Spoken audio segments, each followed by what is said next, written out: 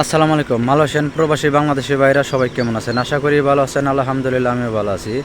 এক ভাই কমেন্ট করেছে, ভাই গত 2 দিন আগে আমার বাইকে ইমিগ্রেশন পুলিশ আটক করেছে, তাহলে কিভাবে তাকে ছাড়াইবো বা করণীয় কী? এই বিষয় নিয়ে কথা বলবো আজকে। তার ভাইয়ের মতো অনেকেই আমরা ইমিগ্রেশনের হাতে আটক করবার লাগছি।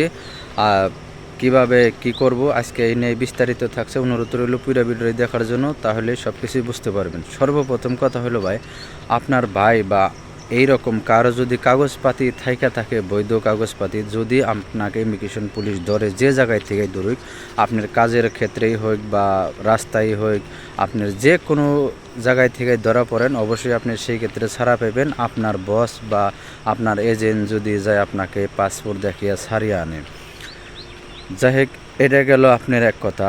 আর এই ভিডিওর মধ্যে ওই ভাইয়ের উদ্দেশ্য করে আমি সবাইকে বুঝাইব, অনুরোধ রইল সবাই বুঝে নেবেন আর কি। আর আপনার যদি কাগজপাতি না থাকে, তাহলে সেই ক্ষেত্রে আপনি যদি ইমিগ্রেশনের পুলিশের হাতে আটক করেন, তাহলে আপনার করণীয় কী? সর্বপ্রথম কথা হলো, আপনার যদি কোনো নিকট আত্মীয় থাকে, তার কাছে আপনার ফোন নাম্বার বা তাদের ফোন নাম্বার আপনি অবশ্যই রাখবেন।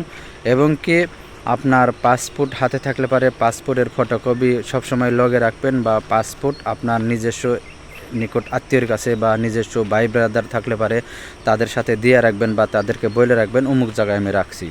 তাহলে সবচেয়ে আপনার সেনাং হইব। কারণ কিসের জন্য আপনারা যদি ধরা পড়ে, আপনি যদি ইমিগ্রেশনের হাতে আটক পড়েন, তাহলে সাথে সাথে আপনি হয়তো আপনার নিকট আত্মীয়রে জানাইবেন, সাথে সাথে ধরার সাথে সাথে আপনি জানাইবেন।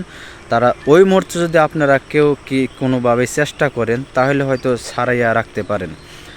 আর যদি আপনাকে ক্যাম্পে নেওয়া যায়, তাহলে ক্যাম্পে নেওয়ার পরে কখনোই ছাড়ার সুযোগ নাই বা ছাড়িয়ে আনতে পারবেন না। এটা আপনারা কখনোই চেষ্টা করলেও পারবেন না। সেই ক্ষেত্রে যদি ক্যাম্পে নিয়ে যায়, ক্যাম্পে নিয়ে গেলে আপনার তখন আপনার কোর্টে উঠাইব, কোর্টে উঠানোর পরে আপনার সাজার শেষে আপনি ছাড়া পাইবেন বা দেশে পাঠিয়ে দিব। তবে আপনি ছাড়া পাইবেন না। আপনি যে মনে করবেন আমি সাজা শেষ হইলে পারে ছাড়া পাইব বা আবার যে পুনরায় মালয়েশিয়ায় কাজ করতে পারবো না, কখনোই সম্ভব না। আপনার যখন সাজা মুকুব হইব, আপনাকে দেশে পাঠিয়ে দেব। তবে দেশে যাওয়ার জন্য আপনার অবশ্যই নিজস্ব লোকের আপনার নিজের টিকিট কাটতে হবে। কারণ আপনারা তো আর বাইরে আসতে দেবো না। তখন আপনার আত্মীয় স্বজনের সাথে যোগাযোগ করে বা আপনাকে কত তারিখে সাজা শেষ হইব, ওই তারিখ অনুযায়ী আপনার টিকিট কাটিয়ে দিতে হইব। আপনার বাহির থেকে বা আপনার ভাই থাক, আত্মীয় স্বজন যেই থাক, তাদের মাধ্যমে আপনি টিকিটটা কাটতে হইব। আর তারাও ওই ক্যাম্পে যে লোক আছে, অনেক লোক আছে, তাদের হাতে টিকিটটা দিতে হবে বা তাদের সাথে কন্ট্যাক্ট করতে হইব। তারাই সব কিছু সেটেল করে দিব। যাই হোক ভাই, এই ছিল আপনার ভাইয়ের উদ্দেশ্য করে কথা, অবশ্যই বুঝতে পারছেন। এরপরে মালয়েশিয়ায় বর্তমান যারা অবৈধ লোক আছেন, তাদেরকে অনুরোধ রইল অবশ্যই সতর্কভাবে থাকবেন। মালয়েশিয়ায় বর্তমান খুবই অপরাধী চলছে। ইমিগ্রেশন পুলিশ অনেক অবৈধ লোককে আটক করবার লাগছে, বা আপনারা বেশিরভাগ যারা অবৈধ বেশি হয়তো আপনার যারা 2022-এর 23-এ বা 24-এর কলিংয়ে আসছেন, তারাই দেখা গেছে কাজের এখন সুযোগ সুবিধা ভালো ছিল না, কোম্পানির বেতন দেয় নাই ঠিকমতো, কাজ নাই। এখন কি করবেন, অনেক আমরা ধার দেনা করে মালয়েশিয়া আসছি, কারণ ওই বেতনে আমাদের পোষায় না। এই জন্যে আমরা হয়তো ভালো একটু সুযোগের জন্য কোম্পানি থেকে বাইকে গেছি বা লারি হয়ে গেছি। এখন সেই ক্ষেত্রে দেখা যাচ্ছে আরও বিপদ বেশি।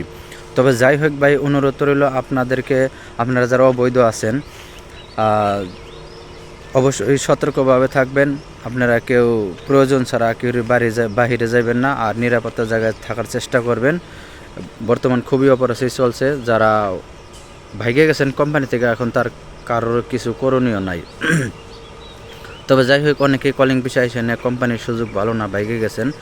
তবে আরেকটা অনুরোধ করব, আপনারা যারা কোম্পানি থেকে লারি হয়ে গেছেন, অবশ্যই সতর্কভাবে থাকবেন। আর হইলো আপনাদের যাদের পাসপোর্ট নাই, অবশ্যই সেই ক্ষেত্রে আপনারা নতুন একটা পাসপোর্ট বানিয়ে রাখবেন। যদি পরবর্তীতে কোনো সময় মালয়েশিয়া সরকার অবৈধদের বৈধ হওয়ার সুযোগ দেয়, সেই ক্ষেত্রে আপনি অতি দ্রুতই একটা কোম্পানি বা এজেন্টের মাধ্যমে বৈধ হইতে পারবেন। দেওয়ার সুযোগের পরে যদি আপনি পাসপোর্ট বানিয়ে দেন, তখন অনেক সময় লেগে যাবে। দেখা গেছে আপনি হয়তো পাসপোর্টটা হাতে নাও পাইতে পারেন তখন।